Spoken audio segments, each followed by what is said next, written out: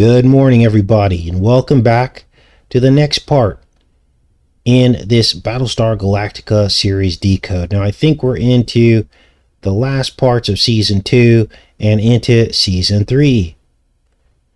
Now, we pick up here, and Baltar wins the presidency on the false hope of hiding from the Cylons and establishing a colony on New Caprica, giving up the search for Earth.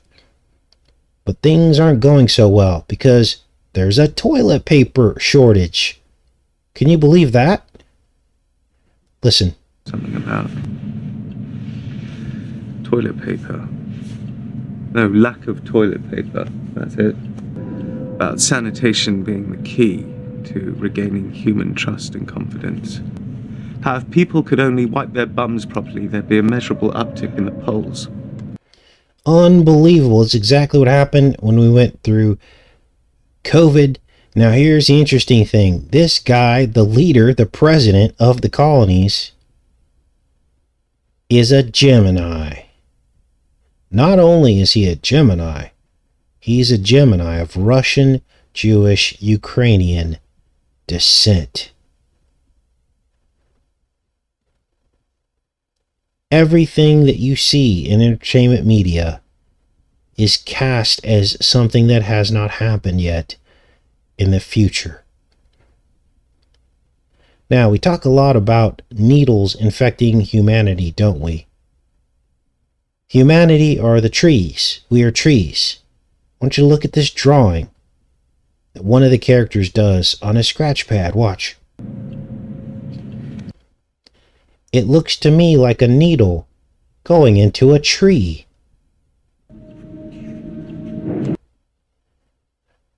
Now, during the Cylon occupation of New Caprica, Starbuck is kidnapped. She's held in a replica original of her apartment on the original Caprica, and one of the Cylons, his name is Leoben, he's obsessed with Starbuck. He's trying to get her to fall in love with him. So he visits her every day, he brings her food, tries to pretend like they're playing house, and Starbuck just keeps finding ways over and over again to kill him. But he keeps re-uploading into a new Cylon body, and pretty soon she's psychologically broken from it. She just can't get out of the situation. Watch. Where's Casey? Who's Casey? Casey, she's my daughter. Karen. So the Cylon hatches a plan to break her down. Now she's getting rescued here, but she's looking for this child named Casey. Of course it has to be a child named Casey, right? Who is this child? Well, remember when Starbuck was on Caprica and they kidnapped her the first time and they stole her ovary and then she escaped? Well, Leoben convinces Starbuck that they made a child from it that's half human and half Cylon. Child's name is Casey. Let's keep watching here. Who's Casey? She's my daughter. Casey! Casey! Casey, honey! Who's this? Yeah, I was gonna ask that myself.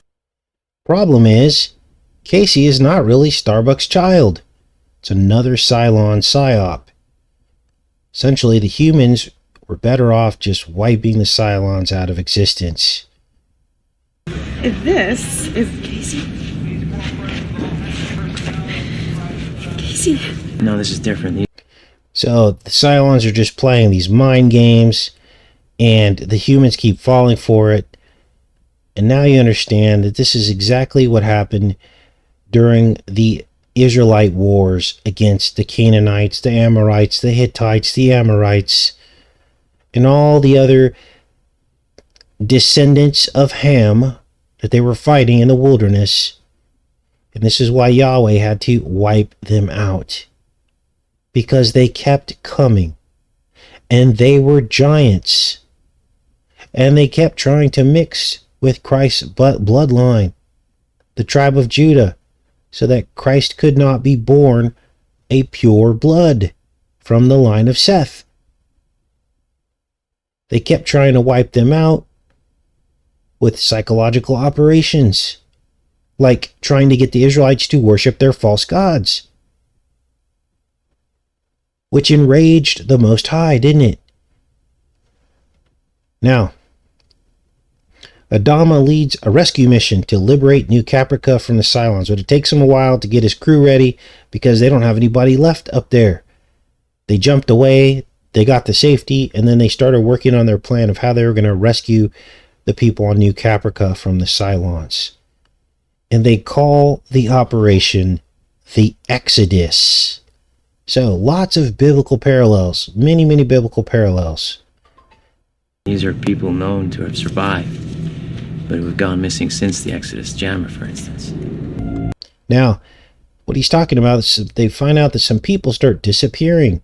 They're like, what's going on? Well, there was a secret tribunal in which they were kidnapping any Cylon sympathizers, anyone who was helping the Cylons down on New Caprica after they're rescued. They start executing them. In the great twilight between the long night of the occupation and the dawn of a new era, you come into office clean, without their blood on your hands. So this guy's president just for a little while, because Baltar ends up getting kidnapped, and he holds these secret tribunals. Notice he mentions the New Dawn. They just disappear now.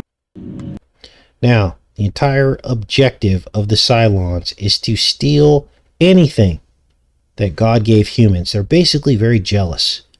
They want their home, their ability to procreate, everything. And Baltar is kidnapped by the Cylons, and they start pumping him for information. Anything they can to find out where Earth is, figure out how they can beat the humans. And Baltar sends them to some coordinates because he had almost figured out a way to find Earth based on some star maps. So he gives the Cylons the coordinates, and they go to investigate, and what they find is a disease that kills off the Cylons. Yes, we've decided that Earth's going to be our new home. Whatever you think I did, I didn't do it, honestly. Walter, we followed your coordinates and found a disease with no treatment or cure. If we leave you... So what did you notice on the infected ship? Nothing. I am just as baffled as you are. This disease must have come from someplace. We think you know more about this virus, and we intend to find out. I got your blood work back. Humans are immune to the virus. You're all healthy. All right, people, nice job. Let's go. The disease. Now, here's where things get very specific again. We've had some pretty specific foreshadowing, haven't we, of things that had not happened yet. And one thing they keep saying in the series is that this is the shape of things to come. This was back in 2006. They were telling us this is the shape of things to come. So, this is Doc Cottle. And guess what he does? He makes an RNA vaccine, which was unheard of in 2006.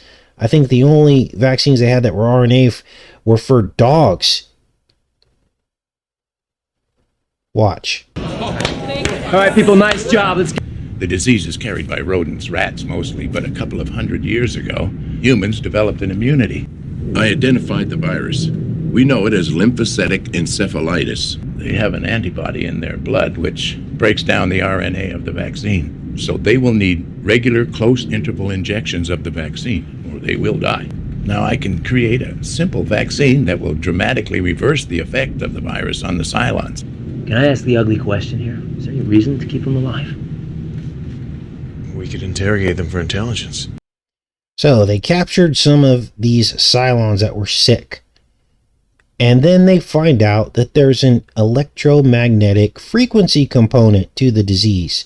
Now, we had talked about this a couple years ago, that it wasn't just the disease, that there was something with the network or the electromagnetic frequency, the microwaves, that dovetails into this. The two depend on one another.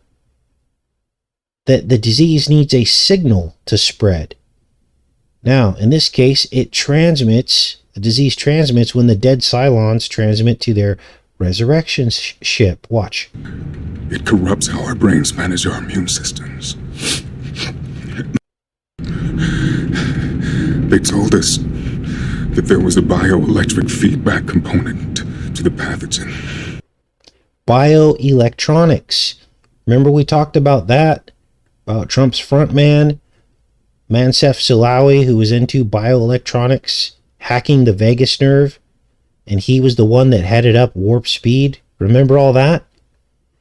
Well, there you just heard it in his own words. To get rid of the Cylon threat for once and for all. So this is Apollo. Remember, bringer of disease and cure. And he comes up with a plan to wipe out the Cylons forever. How? By killing the captured Cylons near their resurrection ship so that when they resurrect, it infects the entire Cylon race. We can wipe them out. We can destroy the entire Cylon race. I think I just thought of a way to solve all of our problems. The executed prisoners download into the resurrection ship, and with them, the virus. You sure the virus will download to a new body? We execute our infected prisoners. We bug out. Wow. So there you go, right there, you guys. Hiding in plain sight. Now, this ends this decode. We still got one more complete season to go, and I may even get into some of the films. There were a couple of motion picture films made around this series as well. Made it get into some of those. But now you see why we have to decode this stuff. Because it's all foreshadowing of the future. And I'm of the belief, as many of you are, that God put some kind of rule on evil. And he said, you can only have rulership over this planet if you also disclose the truth about what you're doing to people. So, what does the enemy do? He discloses it in the one way that nobody would suspect. Okay, if the enemy wrote a book disclosing everything, saying, this is what I'm going to do to you, most people would read the book and go, okay, we'll stay out of their way.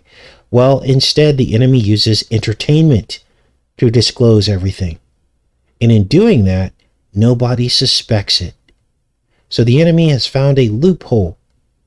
Now, why else would the enemy have to disclose all these things? Well, because the Most High does it. And since the enemy wants to mimic and copy the Most High, he also has to basically disclose things to his prophets of his future plans, doesn't he? So, you've got a bunch of evil people. And anytime one of these Hollywood productions comes out, or these acting productions, they sit around a table and they laugh and they go, haha, look at us. God, our God is, disclosing this stuff to us, and we're the prophets. We know the future. You see how that works? For everything God does that is good, the evil one has an evil counterpart to it. So, looking forward to the next part of this. I will see you guys tomorrow. Take care and be safe. Much love.